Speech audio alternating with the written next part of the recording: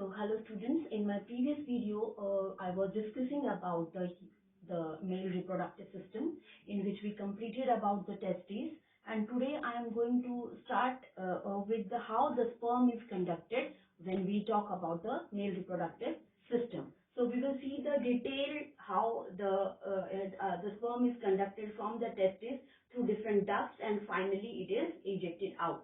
So we are going to discuss in detail the male reproductive system. So male reproductive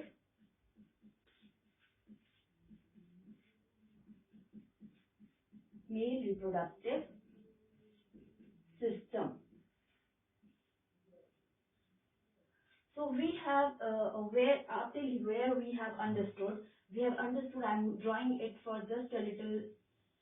If this is the testes, I'm drawing it little bit larger for the, again I'll draw all the diagrams little bit larger so that the concept and the different portions must be clear to you.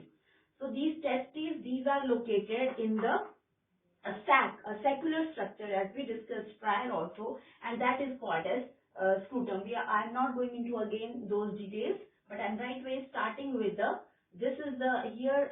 were the compartments, right?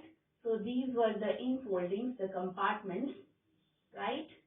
The infoldings, compartments.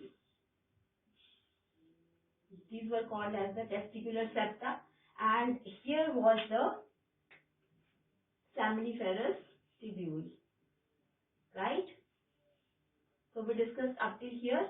So like here, so many tubules are going to come, and again, I'm not getting into the detailed structure. There are about 2 or 3, right? So they all are going to open in a common duct. Fine. So they are going to open into common duct.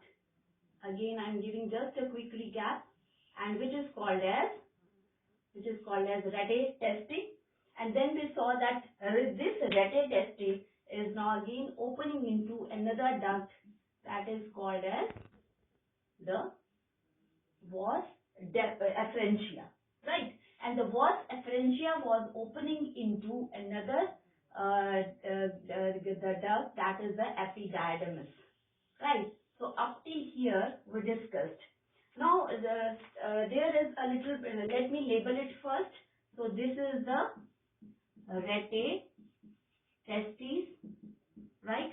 So these are coiled structure over here. Again, this is going to be a coiled. All the structures are going to be coiled. So these are the seminiferous tubules, and you know the number may be the 1 to 3 numbers. So what are these? This is a seminiferous tubules, right? From here the sperm is conducted over here, and this is the vasa efferentia, right? Now from vasa efferentia, now it is conducted to another structure which is epididymis, right? So this is epididymis. So this is what is happening. This is just one section of ovary. Otherwise, there are these type of compartments are present all over the testes, and from each seminiferous tubules, the sperm is conducted likewise. Now this is opening into epididymis, and this epididymis is divided into, I'm just giving you a little bit description about the epididymis. I'm not going to, so if this is a vas deferens, and this is giving the secretion into the epididymis, right? So if this is the epididymis, right? So this very part of the epididymis is called as head part. This is the body part, and here this is the tail part. So these are the 3 parts of the epididymis, and the function of the epididymis is this is going to store the sperm, right? Again, to attain a physiological, or we can say to attain a maturity, So this is going to just to store a sperm, right? The storage of a sperm is going to take place for some time over here in the epididymis. Epididymis is divided into three parts: upper, the head, body, and the tail, right? So this was the description over here, and now I'm not going to describe these parts over here because we have to discuss the further parts also. Now, this epididymis, the tail part, is now going to take a turn, right? From here, this is a highly coiled structure. Epididymis is a very highly coiled structure, a very long structure. So I am drawing it a little bit like this. So this is a very highly coiled structure. Now this highly coiled structure, epididymis, will finally lead into another duct that is called as, vas deferens. So what is this duct called as?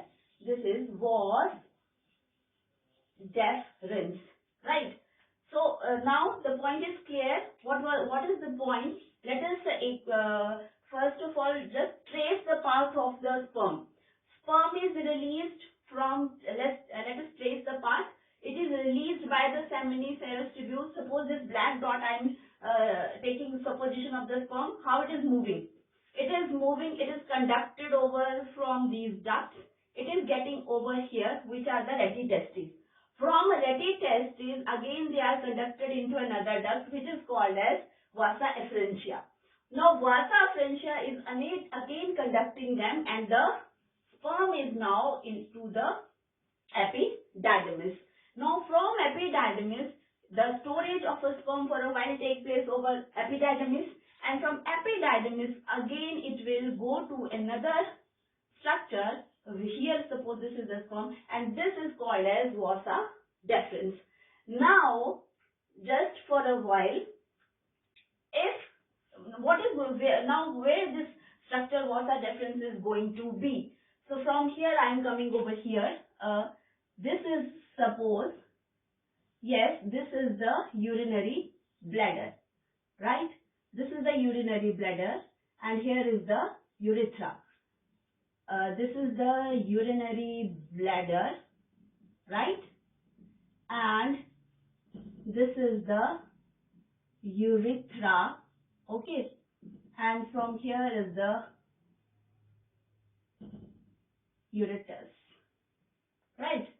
So now what is going to happen if I am drawing over here? So this vas deferens is going to take, this will come like this, right? It will take a loop from here, right? It is going to take a loop like here, and it will come here, right? Now this is what? This is the vas deferens. So what is this? This is a vas deferens, right? Now the vas deferens at a point is going to change into a swollen structure, and that swollen structure is called as ampulla. So ampulla is again acting as a reservoir to a sperm. Now this duct is again going to open. If this is the urethra, suppose, right? So this duct is again going to open here, right? So this duct is going to, this is the vas deferens only. So this is the vas deferens coming from here. Now I'm starting over here. So this is the vas deferens, right? Taking a loop and coming back over here. This is the extra abdominal cavity. If you remember, we have discussed this extra abdominal cavity.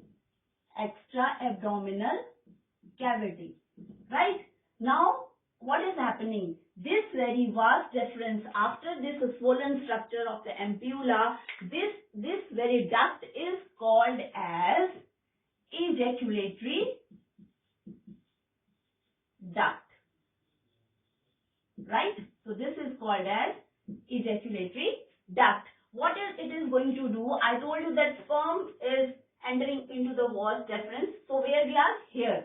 The sperm is over here. Now the sperm is traveling the path. Now it is coming over here. We are tracing the movement of the sperm also, how the sperm is conducted. Now the sperm is going to stay over here, right, in the ampulla. Ampulla is the reservoir, okay, storage point of the sperm. Now this vas deferens, now after this swollen part, this vas deferens is known as the ejaculatory duct, and this ejaculatory duct will open into the urethra, right? So it will open into urethra. Now from here only, this ampulla, here only we will see another a gland, we can say, and the name of the gland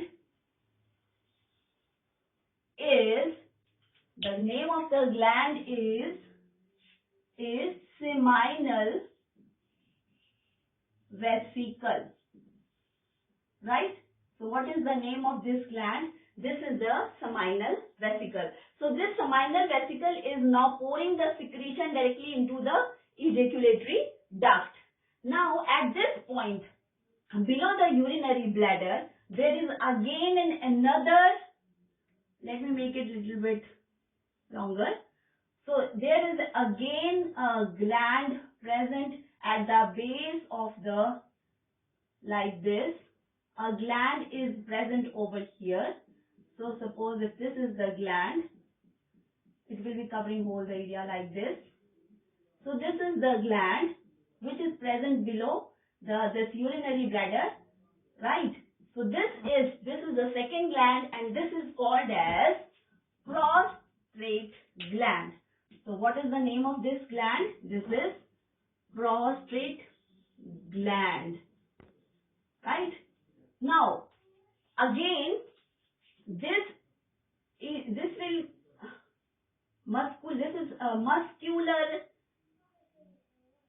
is a highly muscular structure, and this run down, right, and it swallows at a base, right? This swallowed base, this swallowed area, this is called as glans penis, right? And the tip, right, the tip here, this glans penis, this swollen area is very sensitive, right? And this tip is called as a loose fold of a skin is present, which is called as foreskin. And this tract is known as urinogenital tract, right? So this is called as urinogenital tract, and there is again a covering, muscular covering like this, right? So again, tracing the path, again over here also, below this prostate gland, there are again glands present. This prostate gland is not in a pair. A seminal vesicle is again in a pair. I am just showing one side. From this side also to the another testy also the same thing is happening, like this is happening over here. So from there also a seminal vesicle. So the seminal vesicle is present in pairs. So a pair of a seminal vesicle is present. Prostate is not present in pair. And the next very gland, so this in a black, right? This in a black, another gland, this shows another gland is present in a black, and the name of the gland is bulbourethral gland, or it is also called as Cowper's gland, right? Now there are total 3 glands. So these glands are going to pour their secretion, and they will help in the sperm to undergo some changes. We will see this little later what is the function of these three enzymes. So first we have now done with the total complete reproductive structure of a male. So this is called as urinogenital tract. Why? Because the urine is coming from here, right? So the urine is coming from the urinary bladder, and from here what is coming? The sperms, right? So there is a common duct for the sperm and for the urine. That is why this common duct is called as urinogenital duct, right? And this is also the external genitala, which is called as this whole forms external genitala, which is called as the penis. Okay. Now a quick recap. This is the testy, right? These are the testicular septa. The testicular septa forms a compartment, right? And this compartment is having a seminiferous tubules. Seminiferous tubule is a place where the sperms are. So the process of spermatogenesis is going to take place. That is, the process of formation of sperms takes place. Now the sperm once formed, they are conducted to the common duct, which is called as rete testi. So if I trace a path, so where are sperm formed? Let me label it little bit, rub it. So first is the seminiferous tubules, right? Where the sperm is produced. Now what is happening? From here, the sperm is conducted through duct to a common duct, which is rete testes, right? From rete testes, now the sperm is conducted to another, that is the vasa efferentia, right? From vasa efferentia, it is conducted to the epididymis.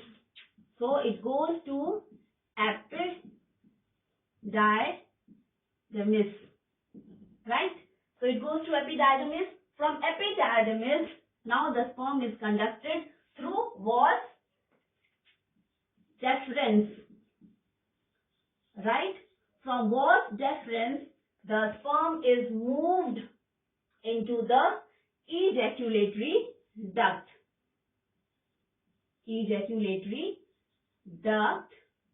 To where? To the urethra, right? And from urethra, by passing through the urinogenital tract, right? Urinogenital tract, it is given out, right? The sperm is conducted out with the help of a penis. This is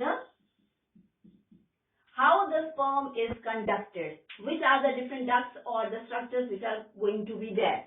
Seminiferous tubule, rete testae, vasa efferentia, epididymis, vasa deferens, ejaculatory duct, then to the urethra, then the urinogenital tract, and then the penis is the external genitalia, through which now the sperms are conducted out, right, into the female genital tract, where the sperms get deposited during the copulation.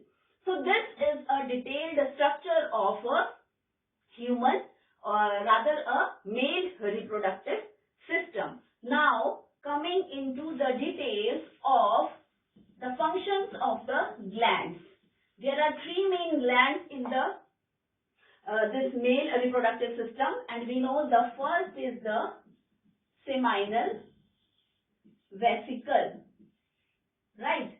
So seminal vesicle, this one, so this is around 5 centimeter long, right? It secretes a substance called as prostaglandins, right?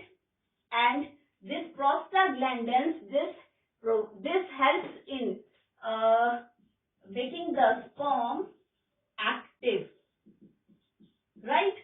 Second is this below urethra, urinary bladder, and this urethra position, that is called as prostate gland, right? Prostate gland, and the function is the main function of prostate gland is that it releases where it is found. You know that the position is over here, the urethra and below the urinary bladder. That is fine. Now the function is that they give certain bicarbonate ions, right? Or we can say citric acids or the lipids. They release such kind of things. So they help in the maintenance of a pH, the pH at which the sperm is able to survive, and that very specific pH is 7.5. So the pH is again maintained by the secretion which is coming from the prostate gland, right? So these bicarbonate and citric acid ions, they are going to balance the pH, right? They will balance the pH. And lipids, they provide again the nourishment, right? Nourishment through the sperm. Now third is the bulbourethral gland, right? Another name of this gland is Cowper's gland. As we know the position, where is the position? Here is the position, below the prostate gland, and it occurs in pairs. It occurs in pairs, and the main function of this gland is to lubricate, right? Now, these are the three main glands and the main functions. One more thing which is very important, which we know, we know the term that is the semen. So what is this semen? When we talk about the fluid which is coming, the sperms are coming. So the sperms, they are having all the things which are released by the prostate gland, including all the things like the ions and all the prostaglandins, everything, lubrication is present over there. So the secretion from these three glands, that is called as seminal plasma, right? Plus the sperm. So you know that the seminal plasma is going to be 90% in a ratio and 10% is the sperms, and they both, these two together, these form a composition of a semen. So now the seminal plasma is what? All the secretion given by these three glands, and 10% is the sperm. So you know the ratio now of the semen is 9:1, right? So this is all about the male reproductive system in detail. Next, we are going to start with the female reproductive system in my next video. Thank you, class.